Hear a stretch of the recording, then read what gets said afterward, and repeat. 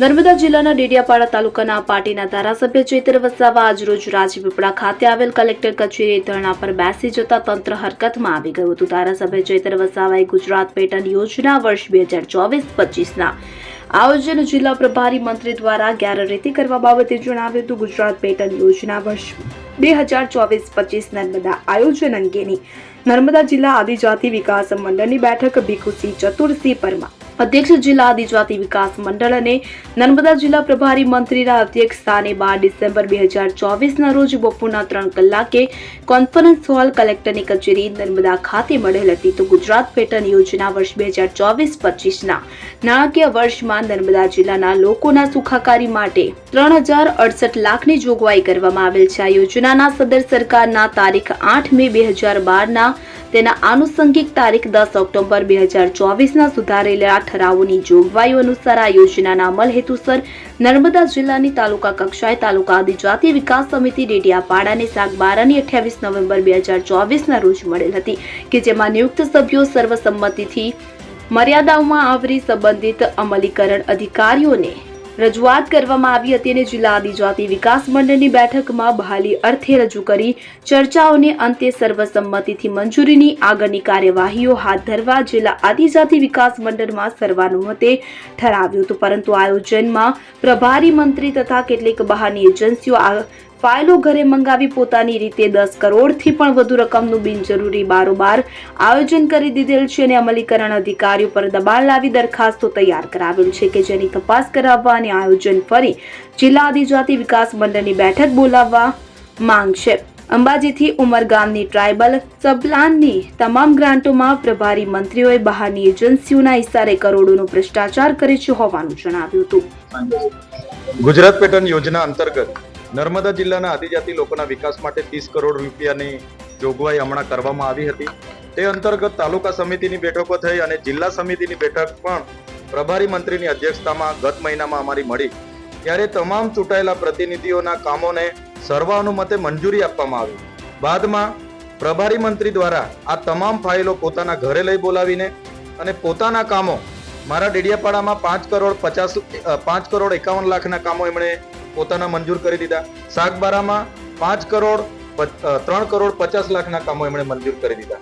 ત્યારે ડેડિયાપાડા અને સાગબારાના લોકોને શું જરૂરિયાત છે એ અમને ખબર છે, અમારી પાસે આવે છે। એટલા જ માટે અમે પીવાના પાણીના, ખેતીના બોરના, રોડ રસ્તાના, આંગણવાડીના અને શાળાના કામો આપ્યા હતા। તે સાઈડ પર મૂકીને બિનજરૂરી યોજનાઓ પ્રભારી મંત્રીએ જે અહીંયા મંજૂર કરી છે એનો અમે સખત વિરોધ કરીએ છીએ।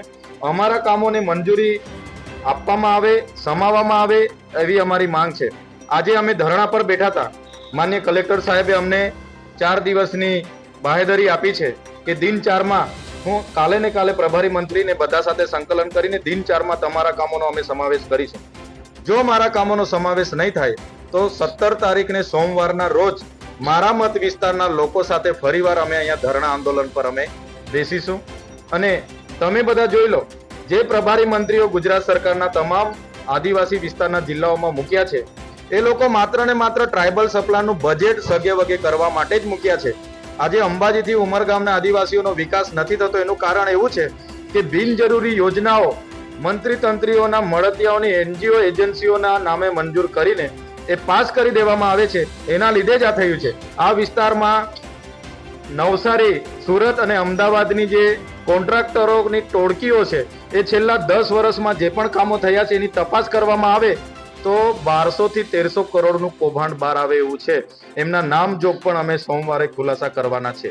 આયોજન મંડળની બેઠકમાં તમારા કામો મંજૂર થયા હતા ત્યારબાદ બદલી નાખવામાં આવ્યા કે ત્યાર પહેલેથી જ પ્રભારી મંત્રી ક્યારે આ કામ બદલાય? ગુજરાત પેટર્નના આયોજનનું જિલ્લા કક્ષાનું આયોજન મંડળ હોય છે, જેમાં અમે પણ હાજર હતા, દર્શનાબેન પણ હાજર હતા, પ્રભારી મંત્રી પણ હતા। સર્વાનુમતે એમણે મંજૂર કર્યા। બાદમાં આજે અમે જ્યારે ફાઇનલ યાદી લીધી ત્યારે અમારા કામો એમાં કાઢી નાખવામાં આવ્યા ને પ્રભારી મંત્રીના કરોડો રૂપિયાના કામો, લગભગ 15 થી 20 કરોડના કામો પ્રભારી મંત્રીના છે। તો મોડાસાથી આવેલા પ્રભારી મંત્રીને ડેડિયાપાડામાં શું જરૂર છે થોડી ખબર હોય?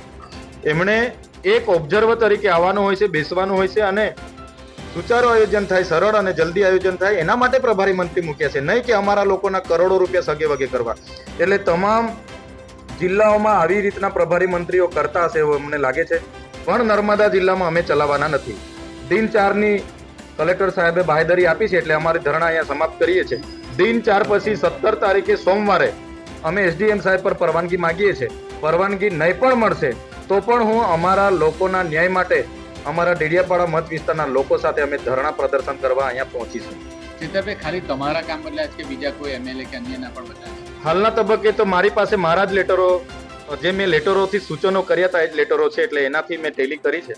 હવે નાંદોદ, ગરડેશ્વર અને તિલકવાડાના લોકોના કામોમાં ફેરફાર થયો છે કે કેમ એ મને ખબર નથી, પણ મારી પાસે મારા પોતાના આપેલા રિસીવ લેટરો છે, એટલે એના સાથે ટેલી કર્યા ત્યારે મારા કામો આવ્યા નથી. અને મેં પ્રાયોજનામાં જે કામ કરે છે મનોજભાઈ પંડ્યા કરીને એને પૂછ્યું તો આ બધું પ્રભારી મંત્રીએ કર્યું છે. તો પ્રભારી મંત્રીનું અહીંયા થોડું આયોજન કરવાનું આવે છે. આ તો અમારો જિલ્લો છે. લોકોએ અમને અને તાલુકા સભ્ય, જિલ્લા સભ્ય અને એમપીને અહીંયા બધાને મતો આપ્યા છે, તો ચૂંટાયેલા પ્રતિનિધિઓ આયોજન કરે એ મંજૂર કરવાનું હોય છે. પણ અધિકારીઓ, એનજીઓ અને આવા પ્રભારી મંત્રીઓ સાથે મળીને કરોડોનો ભ્રષ્ટાચાર કરે છે. એના લીધે જ આજે આદિવાસી વિસ્તારોમાં કુપોષણ છે, આંગણવાડીઓ નથી, શાળાઓ નથી, રોડ રસ્તા નથી, સિંચાઈની સુવિધા નથી. બધાના જવાબદાર આવા લોકો છે. એ યાદીમાં તમે જોયું હશે, મારા ડેડિયાપાડાની વાત કરું, મોરબીમાં શાળાના અપગ્રેશન માટે, એટલે શાળાના કલર કામ માટે 46 લાખ રૂપિયા મંજૂર થયેલા છે. માલમાં પ્રાથમિક શાળાના કલર માટે 47 લાખ રૂપિયા મંજૂર થયેલા છે. એવી રીતના બીજું એક ગામ છે, ત્યાં શાળાના અપગ્રેશન એટલે કે કલર કામ માટે 55 લાખ. અરે અમારા વિસ્તારોમાં ઓરડા નથી, તે પેલા બનાવો, પછી કલર કામના 50 લાખ રૂપિયા ફાળવજો. આંગણવાડીના ઓરડા નથી, તે બનાવો, આંગણવાડીના કલર કામ માટે 10 લાખ રૂપિયા ફાળવ્યા છે. એટલે આ બધી બોગસ બિનજરૂરી યોજનાઓ પ્રભારી મંત્રીએ એમના એજન્સીઓના, એમના મળતિયાઓના કરોડો રૂપિયાના ભ્રષ્ટાચાર કરવા માટે જ આ યોજનાઓ મૂકી છે, એવું સ્પષ્ટ માનું છું. જ્યોતિ જગતાપ સાથે સીએન 24 ન્યૂઝ રાજપીપળા. હવે જુઓ દેશ દુનિયાની તમામ ખબરો તમારી આંગળીના ટેરવે. ઉઠાવો મોબાઈલ અને ગૂગલ પ્લે સ્ટોર પરથી ડાઉનલોડ કરો અમારી સીએન 24 ન્યૂઝ મોબાઈલ એપ.